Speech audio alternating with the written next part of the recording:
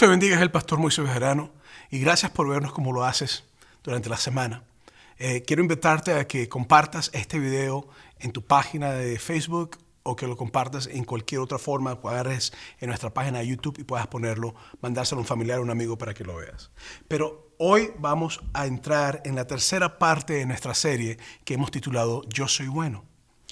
Y vamos a estar hablando específicamente de lo que sea la ley y la gracia. La ley de Dios y la gracia de Dios. Ahora, si eres cristiano, estoy seguro que has escuchado una terminología, una palabra que hemos conocido como legalista o legalismo. Estoy seguro que esa palabra la has tenido que escuchar si estás dentro de la iglesia. Y si no eres cristiano y eres una persona que has conocido a personas que son cristianas, quizás has tenido encuentro con personas que podemos llamar legalistas. Entonces, cuando hablamos de qué es legalismo, tenemos que pensar a que es estrictamente seguir un conjunto de reglas. Pero va más allá de seguirlas.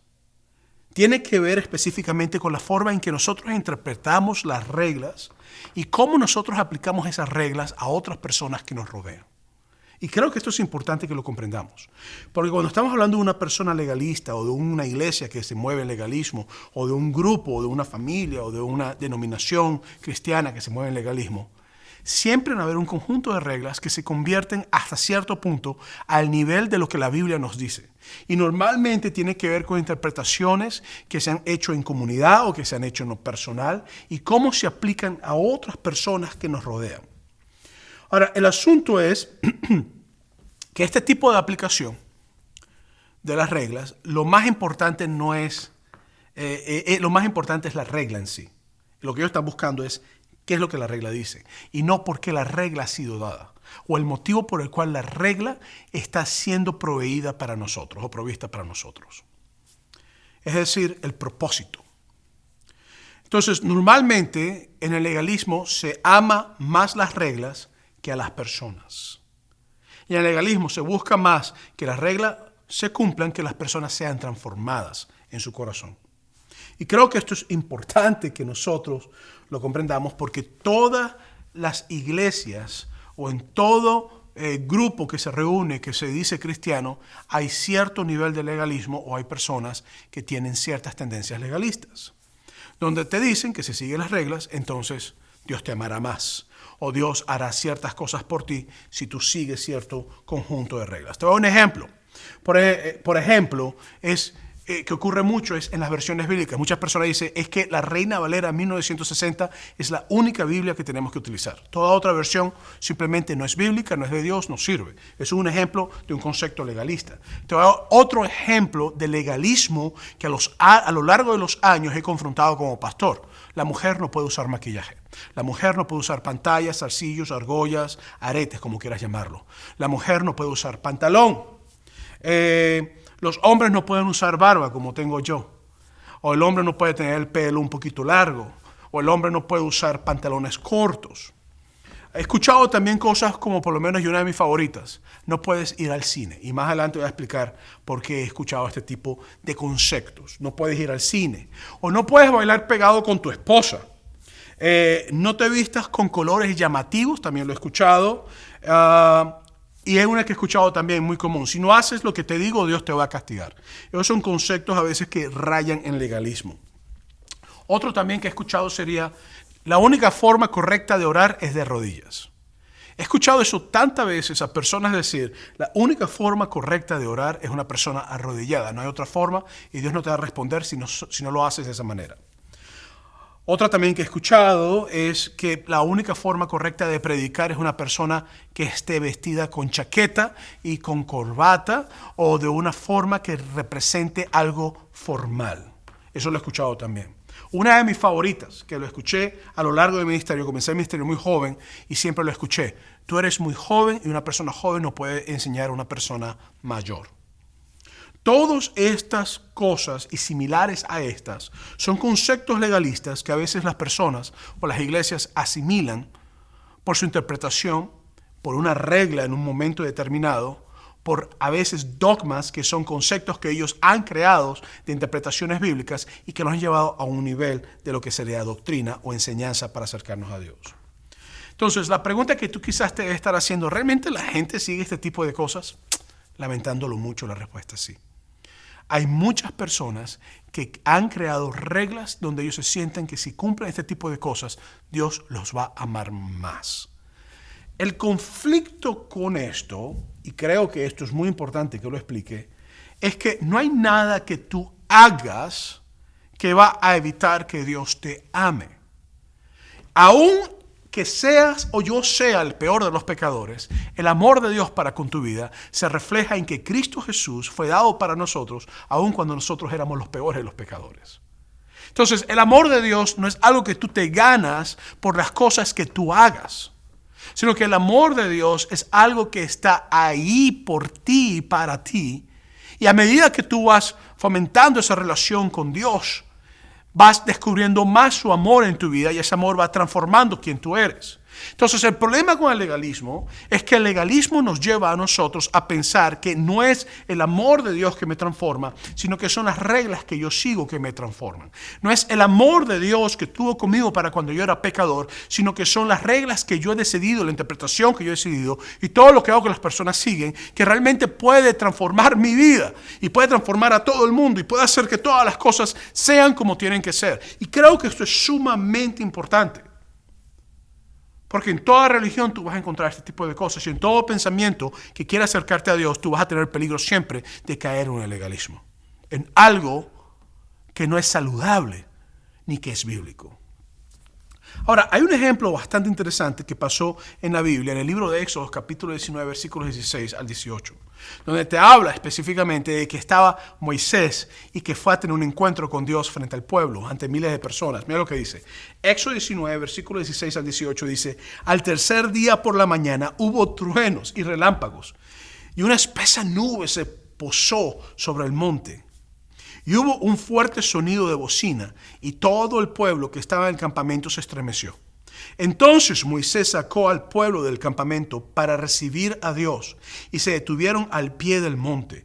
Todo el monte Sinaí humeaba, porque el Señor había descendido sobre él en fuego, y el humo subía como un horno, y todo el monte se estremecía en extremo. Ahora imagínate esto, estás tú como Moisés, en el caso que tú seas Moisés, y hay miles de judíos que están alrededor tuyo, hombres, mujeres, niños, chicos, adultos, ancianos, y están allí y lo que ven es literalmente humo, ven fuego, ven estruendos, ven relámpagos, ven un movimiento increíble y esta gente dice, oye hermano, ¿qué es esto? O sea, este es el Dios de Israel que se nos está presentando y para rematar parece que trae mucha fuerza, mucho ímpetu. Esto es algo que a cualquiera lo aterraría ver una cosa así. Y lo interesante es que la pregunta que tenemos que hacernos es, entonces, Dios pide a Moisés que suba en medio de un trueno aterrador y que Moisés pueda subir al monte y el pueblo lo está viendo y todas estas cosas. ¿Para qué Dios está permitiendo que el pueblo vea esto? El pueblo acaba de salir de Egipto, acaba de salir de 400 y pico de años de esclavitud, acaban de salir de un momento difícil. Pero el pueblo todavía tenía sus corazones metidos en adorar a imágenes, como el caso que hicieron un becerro de oro y lo adoraron, hicieron todas sus prendas. ¿Por qué? Porque ellos tenían todavía un sistema que ellos pensaban que siguiendo iba a llevarlos a ellos a acercarse al Dios verdadero. Y Dios se presenta con un ímpetu, con un estruendo, con humo y con todas las cosas. Y el pueblo empieza a temer y empieza a decir, espérate, este no es como el Dios de los egipcios. Esto es un Dios totalmente diferente. Es un Dios que realmente se presenta y tiene la capacidad de entrar. Y es un Dios que puede castigar, pero es un Dios poderoso. Entonces, ¿qué estaba tratando Dios de hacer? En el versículo 18 de Éxodo 31 te dice algo interesante. Dice, cuando Dios terminó de hablar con Moisés en el monte Sinaí, la gente estaba viéndolo, ¿verdad? Él le dio 2 tablas del testimonio, tablas de piedra escritas por el dedo mismo de Dios. Entonces, ¿qué es lo que ocurre? Lo que ocurre es que Moisés, cuando desciende, cuando él baja, literalmente, que él está bajando, lo que él trae ahora son las tablas de la ley, donde tiene literalmente 10 mandamientos. Te pregunto, ¿tú conoces los 10 mandamientos? ¿Conoces la ley de los 10 mandamientos? No matarás, no robarás, no hurtarás, no codiciarás a la mujer de tu prójimo, y por ahí va la casa, guardarás el sábado, no le darás falso testimonio, y te da una lista de 10 mandamientos específicamente. La verdad es que la ley de Dios no eran solamente 10 mandamientos, sino que toda la ley se resumía en 10 mandamientos. Y que cuando tú estudias estos 10 mandamientos, tienen que ver en la forma en que tú amas a tu prójimo, la forma en que tú amas a Dios y la forma en que tú te amas a ti mismo, que va en relación con lo que Cristo dijo, que tú podías resumir todas las profecías, los profetas o todas las cosas del Antiguo Testamento, toda la ley de Dios, en amar al Señor tu Dios con todo tu corazón, a tu prójimo como a ti mismo. Pero en esa ley específicamente te hablaba de no robar, de no matar, de no hurtar, de no levantar falso testimonio, de no codiciar. Te hablaba de descansar, de guardar reposo, de amar al Dios con todo tu corazón, de no tener ídolos, de no tener imágenes. Es lo que te decía los 10 mandamientos. Pero habían otras leyes y la tradición judía sugiere que había un total de 613 leyes que el pueblo de Dios debía guardar. Aunque Dios dio un resumen de todo en 10 mandamientos y después fue añadiendo diferentes sistemas de códigos legales o de leyes que el pueblo subía. Y eso tiene su porqué. El pueblo acaba de salir de Egipto, esclavo, en un proceso de idolatría de paso, donde están conociendo al Dios de Israel, al Dios verdadero. Y entonces había que hacerse preguntas, es cómo vivimos como pueblo, cómo tratamos con nuestros vecinos, cómo tratamos cuando hay un homicidio, cómo tratamos cuando hay un robo, cómo tratamos. Y Dios empezó entonces a crear un sistema legal para que el pueblo siguiera, es decir, reglas. ¿Estás conmigo? Legalismo. Pero Dios no creó legalismo, Él creó reglas que nos protegen. Y el asunto es que nadie sabía realmente la respuesta ante estas reglas. Y el pueblo empezó a agarrar aproximadamente 613 leyes en más o menos. Pero estas reglas tienen un problema específico. ¿Sabes cuál es el problema? Que si yo rompía una sola que yo rompía, automáticamente había roto todas las leyes que había. Entonces, el peso de la ley me caía en el momento a mí completo si yo había roto una sola ley dentro de las 613 leyes aproximadamente que el pueblo tenía. Pero había otro problema. Muchas de estas leyes no estaban muy claras. Eran un poco ambiguas. Entonces, si rompías unas, eras culpable de todos. Entonces, los judíos con buenas intenciones, lo que hicieron fue que ellos empezaron a interpretar la ley. Y empezaron a escribir otras leyes en base a la interpretación de la ley. Y empezaron a crear otros sistemas y otros conceptos en base a la interpretación de la ley. Te doy un ejemplo. Por lo menos uno de los 10 mandamientos es: no trabajarás en el día de reposo, o el Shabbat, o el sábado. No trabajarás el sábado, reposarás. Entonces, ¿qué hicieron los judíos? Lo que ellos hicieron fue que empezaron entonces a hacer diferentes categorías y subcategorías de lo que era trabajo. Y sacaron entonces aproximadamente 39 a 40 categorías distintas de lo que era el trabajo. Y en esas 39 categorías distintas de lo que era el trabajo, empezaron a sacar más subcategorías de lo que era el trabajo, al punto que hasta el día de hoy tú vas a encontrar personas que guardan la ley del mosaica o la ley de Moisés, donde literalmente ir en un sábado y aprender y apagar la luz, el switch, no lo aceptan porque te dice que eso es trabajo. Entonces tú vas a encontrar cosas como por lo menos sudar el sábado no es permitido porque es trabajo. El caminar a cierta velocidad, no puedes caminar muy rápido porque si caminas muy rápido es considerado trabajo. Y tú vas a encontrar cómo es una ley que tenía un propósito claro y establecido en que tú y yo guardáramos nuestra mente, nuestros corazones reposando, pero que ese día lo diéramos en el reposo de Dios, que nos metiéramos en su presencia, que estuviéramos con Él, que pasáramos tiempo en oración, en reconociendo quién Él es, en descansando nuestros cuerpos, en descansando del trabajo físico, de la faena diaria y cotidiana que nosotros trabajamos. Se convirtieron en 39 a 40 subdivisiones de lo que yo podía hacer y no podía hacer. Y cada una fue creando diferentes subdivisiones. Y cuando vienes a ver, el concepto de no trabajar en el sábado se convirtió en un gran monstruo que hasta el día de hoy sigue creciendo para personas que son legalistas. Esto es un simple ejemplo de lo que ocurrió con la ley y cómo nosotros la hemos interpretado. Entonces, me acuerdo cuando yo estaba creciendo y había muchas legalismo en el ambiente en que yo me estaba creciendo. Y una de mis favoritas claramente fue, no puedes ir al cine. Me acuerdo que decía, bienaventurado el hombre que no se ha sentado en silla de escarnecedores.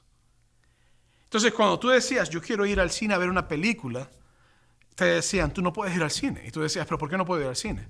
¿En qué parte de la Biblia dice que no puedo ir al cine? Y te decían, es que el cine tiene sillas de escarnecedores.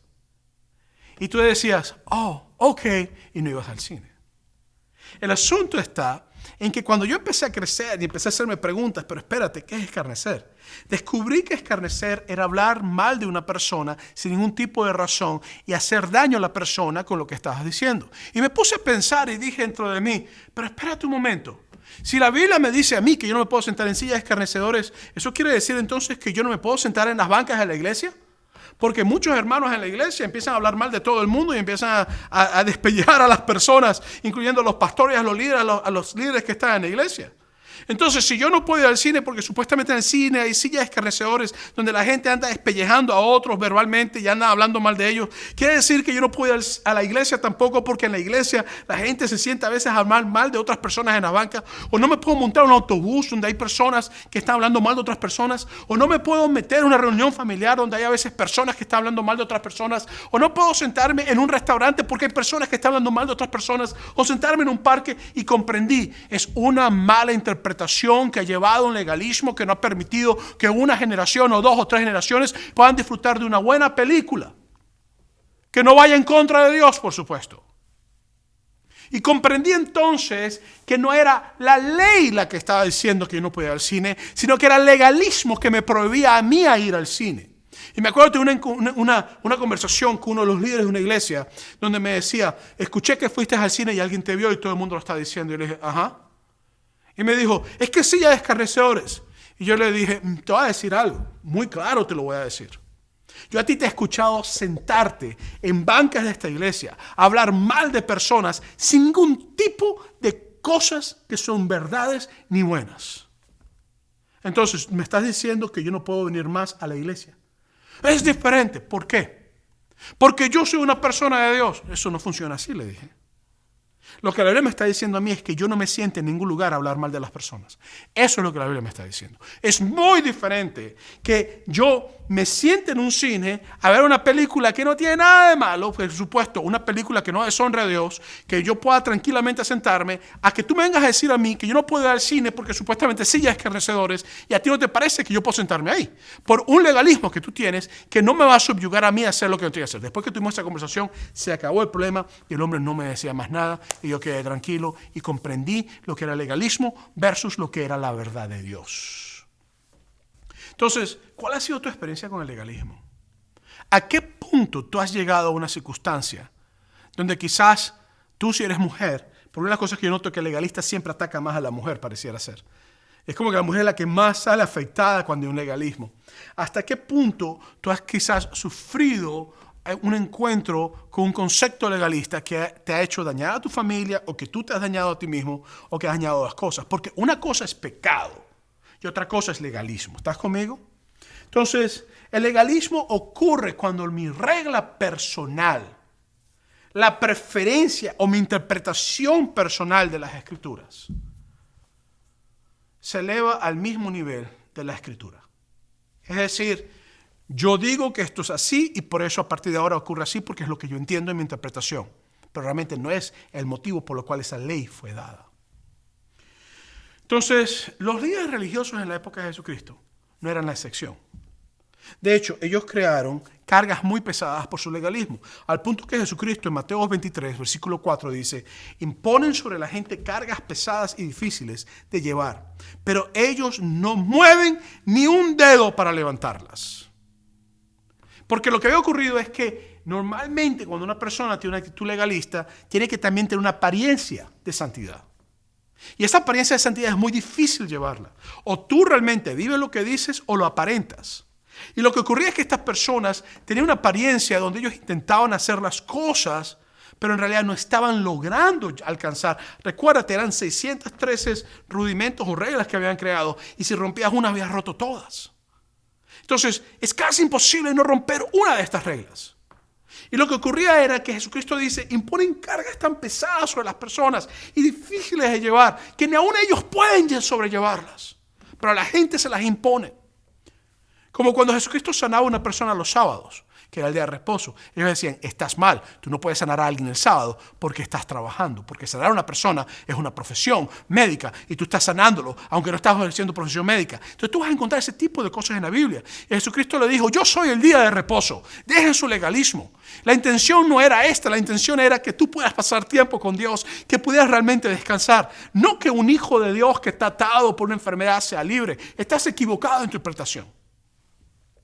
Por eso es que entonces Jesús les contó una historia que también la encontramos en Mateo. Y está en Mateo capítulo 20, versículos 1 al 2. Es una historia que tú vas a escuchar a decir, bueno, ¿esto tiene que ver con legalismo? Sí, entonces vas a ver cómo la vamos a amarrar. Dice, en Mateo capítulo 20, versículos 1 al 2, dice, el reino de los cielos es semejante al dueño de una finca que salió por la mañana a contratar trabajadores para su viña. Convino con ellos en que les pagaría el salario de un día y los envió a su viña. Entonces, te está hablando de un dueño de una finca, de un hombre que tiene sembrados, que tiene tierra. Y lo que hemos trabajado en la tierra, lo que nos gusta la tierra, sabemos, número 1, que el sol pega duro. Número 2, que el frito en la mañana es sabroso. Número 3, que hay que sudar la gota gorda para trabajar en el campo.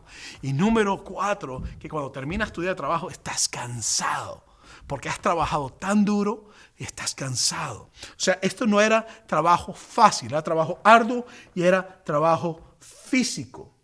Pero el hombre contrata a unas personas tempranito en la mañana y les dice, hey, vénganse a trabajar, yo les voy a pagar un día de trabajo, vayan a trabajar, todo chévere, y las personas se van a la finca a trabajar. Después el versículo 3 y 5 de Mateo 20 dice, como a las 9 de la mañana, uno está diciendo quizás a las 6 de la mañana, ahora a las 9 de la mañana, salió y vio en la plaza a otros que estaban desocupados y les dijo, vayan también ustedes a mi viña y les pagaré lo que sea justo. Y ellos fueron. Cerca de mediodía volvió a salir y lo mismo hizo a las 3 de la tarde. Entonces, él fue a las 9 de la mañana, él fue al mediodía a las 12 y a las 3 de la tarde fue a buscar trabajadores. Entonces vamos a decir 6 de la mañana, 9 de la mañana, 12 de la mañana, de la tarde, perdón, y 3 de la tarde, y el hombre está reclutando gente, porque es una finca grande, y necesita trabajadores que vengan a trabajar y que vengan a hacer cosas, y está reclutando, y a cada uno le dice, yo le voy a pagar lo justo, le voy a pagar lo que yo considero que ustedes merecen. Simplemente vayan y hagan lo que tienen que hacer, y les garantizo que les voy a dar un tremendo salario a lo que merecen, así que tranquilos, van a trabajar. Después el versículo 6 y 7 de Mateo 20 dice, cuando salió cerca de las 5 de la tarde, halló a otros que estaban desocupados. Entonces estábamos hablando 6 de la mañana, 9 de la mañana, 12 de la tarde, 3 de la tarde y ahora 5 de la tarde. Normalmente el día de trabajo terminaba a las 6 de la tarde. Quiere decir que este grupo solamente iba a trabajar 1 hora. El grupo de las 3 iba a trabajar solamente 3 horas. El grupo de las 12 iba a trabajar solamente 6 horas. Y así sucesivamente. Y el grupo de las 2, de las 6 iba a trabajar 12 horas. El asunto está en que sigue diciendo y les dice, cuando salió cerca a las 5 de la tarde, halló a otros que estaban desocupados y le dijo, ¿por qué se han pasado todo el día aquí sin hacer nada? Le respondieron, es que nadie nos ha contratado. Él les dijo, vayan también ustedes a la viña. Entonces, aquí tú ves ahora literalmente cómo el dueño de la viña se ha encargado de agarrar a personas a diferentes horas para que vayan a trabajar su tierra. Y los ha movido a un sitio para que ellos puedan realmente estar bien y tener salario. A pesar de todas estas cosas, a cada uno le dio la oportunidad. Todos estaban sin hacer nada. Él les proveyó trabajo. Después de Mateo capítulo 20, versículos 8 a la primera parte del versículo 10, te dice, cuando llegó la noche, ya 6, 7, el dueño de la viña dijo a su mayordomo, llama a los trabajadores y págales su jornal, es decir, págales los que trabajaron. Comienza por los últimos y terminas con los primeros. Los que habían llegado cerca de las 5 de la tarde pasaron y a cada uno recibió el salario de un día de trabajo. Por 1 hora recibieron un día entero de trabajo. Qué buen jefe es este, ¿verdad? Quizás tú tienes un jefe así, yo también. De hecho, ya lo tengo. Se llama Jesús. Cuando pasaron los primeros, pensaron que recibirían más. Estos dijeron, nada, esto está listo. O sea, a esto les pagó un día de trabajo que nada más trabajan 1 hora, y a esto les pagó un día de trabajo que nada más trabajaron 3 horas. A nosotros nos van a pagar una semana entera de trabajo. Esto es una bendición, qué maravilla, qué jefe tan bueno.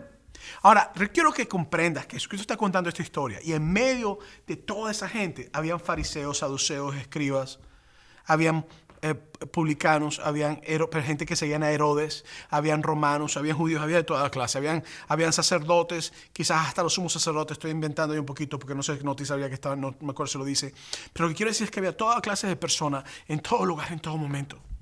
Y lo interesante es que ellos literalmente están escuchando a Jesucristo decir lo que Él va a hacer y lo que está haciendo un dueño. Y ellos dijeron, ya va, espérate, esto es injusto. No estás siendo justo con los trabajadores. Al que trabajó más tiempo tienes que pagarle más. Al que trabajó menos tiempo tienes que pagarle menos. Esto no es correcto, empezaron quizás a pensar. Entonces el versículo 10, la segunda parte del versículo 10 dice, de Mateo 20, pero cada uno recibió también el salario de un día de trabajo. Es decir, todo el mundo, sin importar la hora que comenzó, recibió un día de trabajo. Todo el mundo merecía la misma cantidad, de acuerdo al dueño. Versículos 11 al 16 de Mateo 20. Al recibirlo comenzaron a murmurar contra el dueño de la finca. Decían, estos últimos han trabajado solo 1 hora y le han pagado lo mismo que nosotros, que hemos soportado el cansancio y el calor del día. El dueño le dijo a uno de ellos, amigo mío, no te estoy tratando injustamente. ¿Acaso no te arreglaste conmigo por el salario de un día? Esa es tu paga. Tómala y vete. Si yo quiero darle a este último lo mismo que te doy a ti, ¿no tengo el derecho de hacer lo que quiera con lo que es mío? ¿O acaso tienes envidia porque yo soy bueno? Así que los primeros serán los últimos y los últimos serán los primeros. Aquí es donde entra la parte entonces del legalismo. Porque en el legalismo yo intento decir que yo soy bueno por las obras que yo hago. En el legalismo yo intento decir que yo soy bueno por el trabajo que yo hago y lo arduo que yo hago, por la ardua faena del sol, y eso es lo que me hace a mí bueno. No es que yo soy bueno porque Dios es bueno, sino que yo soy bueno porque yo soy bueno por la obra que yo hago y todas las cosas en que me estoy moviendo. Entonces Jesús literalmente aquí está diciéndole a los fariseos, a los líderes religiosos y a todo el pueblo que la bondad de Dios para con nosotros no es producto de las obras que nosotros hacemos, sino que las obras que nosotros hacemos que son buenas deben ser el producto de la bondad de Dios en nuestras vidas, y no que Dios es bueno para conmigo porque yo soy bueno, y que no es porque yo soy un arduo trabajador que Dios es bueno para conmigo, sino que es su bondad y su supremacía, su gracia. Por eso es que al principio te dije que vamos a hablar de ley versus gracia. En la ley sigues una cantidad de reglamentos, rudimentos que te ayudan a resguardarte. La ley no es mala. Pero cuando la ley se convierte o toma el lugar del amor de Dios en mi vida, la ley se convierte en un legalismo. Y cuando la ley se convierte en un legalismo, ya el valor de por qué la ley fue dada se pierde y entramos entonces en la regla como tal. El asunto está en que Jesucristo enseñó que aquellos que pasaban toda su vida, es lo que está diciendo aquí, intentando de ser buenas gente y ganarse un asiento con Dios, va a tener la misma recompensa que aquellos que llegan a último lugar, en último momento, a la última hora, y que Dios los invita también a sentarse a la mesa con Él. Yo lo veo de esta manera. Eso es como que el hijo mayor o la hija mayor digan, yo soy la hija mayor, yo merezco todo lo que tiene mi papá porque yo vivo más años con ellos. Y el hijo menor o la hija menor diga, oh, lo lamento, yo no tengo necesidad, yo no puedo recibir lo mismo que tú porque yo no he vivido los mismos años que tú. Para Dios, todo aquel que entra a su familia son sus hijos y sus hijas. Y cada hijo es digno de la herencia que el padre quiere darle, porque el padre es el dueño de la herencia.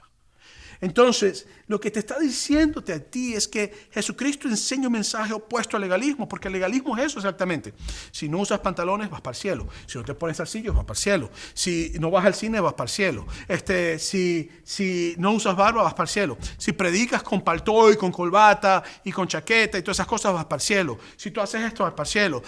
Para evitar el juicio de Dios sobre tu vida, tú tienes que hacer este tipo de reglamentos, tienes que hacer este tipo de cosas. Y se pierde el concepto de que la salvación y lo que me hace a mí ser una persona buena no es las cosas y los reglamentos que quizás yo pueda seguir, sino que es la transformación del poder de Dios, del amor de Dios en la vida mía, en mi corazón, que puede realmente hacer algo distinto, transformarme más allá de lo que yo pueda hacer. Porque yo puedo durar años cumpliendo reglas y reglas y reglas y reglas y reglas, pero si mi corazón no ha tenido un encuentro con Cristo y no ha tenido realmente algo transformador de ese amor poderoso que puede hacer las cosas que ninguna regla puede hacer, de nada me sirve dar mi cuerpo para ser quemado, como dice 1 Corintios capítulo 13. Ni tampoco de nada me sirve dar todo a los pobres y guardar toda la ley y todas las profecías y todas las cosas. ¿Estás conmigo en lo que estoy diciendo? Es el amor de Dios, la gracia de Dios. Y tú vas a decir lo que es gracia. Gracia es el don que Dios te da, inmerecido. Es ese regalo que tú y yo no merecemos. Es que Cristo Jesús, el Hijo de Dios, se humanó, anduvo entre nosotros, se hizo carne. Caminó con nosotros, murió por nosotros, resucitó por nosotros y viene de nuevo en su segunda venida. Y creo que esto es importante que nosotros lo comprendamos. Yo puedo tener entrada al trono de la gracia, al trono de Dios, no por mis obras legalistas, sino por el amor transformador de Cristo Jesús en mi vida. Es la única forma de llegar a la presencia de Dios.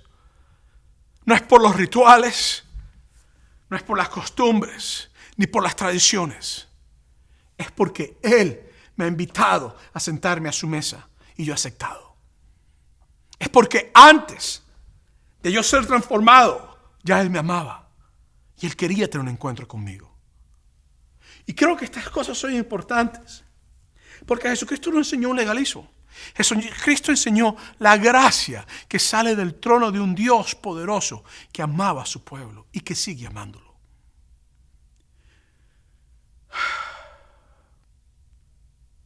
Por eso es que en Mateo capítulo 20, versículo 15, la respuesta del dueño del campo, de la finca es: ¿no tengo el derecho de hacer lo que quiera con lo que es mío? ¿O acaso tienes envidia porque soy bueno? Y creo que esto es importante que nosotros lo comprendamos. Porque lo que está diciendo Dios es que más allá de lo que yo hago es su bondad. Yo creo que tú comprendas eso y que nosotros podamos realmente comprender esto. El Dios que tú tienes es un Dios que Él ha hecho todo lo posible para transformar tu vida y transformar mi vida. Y lo va a seguir haciendo. Aceptes tú o yo no acepte, Él lo va a seguir haciendo. Es su bondad, es su gracia lo que nos hace nuevo. Es su gracia lo que nos transforma. No son mis obras legalistas. Por eso es que en Efesios capítulo 3, versículos 8 al 9 dice: yo soy el menor que el más pequeño de todos los santos. Pablo está hablando de sí mismo. De paso, Pablo no era, si Pablo estuviera hoy en día aquí, fuera la persona quizás más honrada en medio de todos los pastores y líderes. Pero Pablo, cuando hablaba de sí mismo, dice: yo soy el menor que el más pequeño de todos los santos. Otras palabras, yo no merezco nada, yo no tengo ninguna honra, yo lo que soy es el menor de todos. He recibido el privilegio de anunciar entre los judíos el evangelio de las insondables riquezas de Cristo y de hacer entender a todos cuál es el plan del misterio de Dios. El creador de todas las cosas mantuvo en secreto desde tiempos remotos. Pablo está hablando aquí de gracia. Está diciendo: mira, yo no merezco lo que yo tengo. No es porque yo he guardado la ley. De paso, ¿ustedes quién era súper legalista? Antes de llegar a Cristo, Pablo era el papá de todos los legalistas antes de llegar a Cristo. ¿Por qué? Porque el tipo perseguía a los cristianos. Decía: ustedes no están siguiendo la ley como dice, no guardan el sábado, no pueden ser realmente gente de Dios, ustedes no están haciendo esto. Y a raíz de eso, lo que Pablo hizo es que empezó a perseguir a los cristianos. Se consideraba Saulo con su nombre hebreo. Y el hombre iba literalmente por todas partes persiguiendo cristianos. Y el legalismo lo llevó a matar personas. Porque eso es lo que el legalismo hace. El legalismo te lleva a veces a justificar tus acciones para hacer daño a otras personas. Y lo que ocurre es que Pablo está en ese proceso. Y ahora Pablo ha pasado tiempo en Cristo, ha pasado por persecución, golpes, cárceles, diferentes cosas. Y Pablo dice, todo soy el menor soy yo. Y dice, y de paso, yo tengo la gracia, tengo la misericordia de que Dios me ha permitido a mí realmente venir con lo que tengo y ahora predicar el evangelio a las personas. Algo que yo jamás me imaginé que iba a poder tenerlo. Gracia, es decir, el don de Dios inmerecido, pero que a través de Cristo Jesús, por su amor transformador que ha entrado en mi corazón, ahora Dios me lo ha dado aunque yo no lo merezco. Gracia, gracia. No es por tus obras que tú llegas a ser bueno. Es por la obra de Cristo que tú eres justificado como bueno o buena. Y eso es lo que Pablo está diciendo. Es por la gracia en Cristo Jesús que nosotros somos salvos. Comprendiendo que esa gracia es la transformadora en nuestras vidas. ¿Sabes para qué? Para que nadie se jacte. El objetivo de Dios no es que haya un concurso de obras en el cielo donde todo el mundo diga yo soy mejor que tú. Imagínate que la salvación fuera por obras. Mira, hubiera muchas personas que pudieran pararse y decir yo soy el mejor de todos y hay otros que van a decir yo no soy digno de esto. El asunto es que Dios no te creó un concepto de salvación por obras, sino un concepto de salvación por la gracia de Dios, por la fe en Cristo Jesús, por una relación con Cristo, por el amor transformador de Cristo en nuestras vidas. Entonces, para los fariseos, ellos dijeron, aquí hay un problema. ¿Cuál es el problema? Esta gente trabajó mucho, hicieron buenas obras. Cristo le dice, no son tus obras, no es tu legalismo, es mi obra redentora, es mi amor, no es el legalismo que tú quieres. Entonces, cuando hablamos de legalismo o hablamos de gracia, yo quiero recordarte que no hay nada que tú puedas hacer que va a hacer que Dios te ame más. 1, 2. No hay nada que tú vas a hacer que vas a hacer que Dios, en su juicio, vaya a destruirte de una forma. No. El pecado nos aleja de Dios. Pero aún en medio del pecado, si hay arrepentimiento, la gracia de Dios nos cubre. El objetivo de Dios no es que el mundo se perezca. El objetivo de Dios es que el mundo pueda ser transformado por su gracia y por su amor. Claro, hay consecuencias del pecado. Pero el legalismo quiere evitar las consecuencias del pecado por nuestras acciones que realmente no tienen nada que ver con el propósito por el cual estamos haciendo las cosas, sino la acción en sí misma. Por eso es que en Romanos capítulo 3, versículo 23 dice, por cuanto todos pecaron y están destituidos de la gloria de Dios. Es decir, no hay nada que tú hagas buenas obras o malas obras, tú estás destituido de la gloria de Dios. Porque la salvación no es por obras, es por gracia.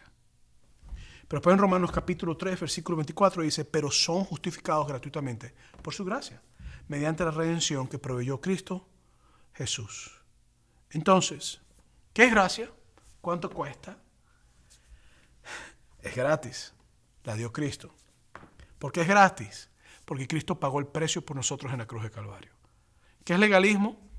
Es seguir rudamente, estrictamente leyes, olvidando el propósito del motivo por la ley y enfocándonos en el hecho de la ley.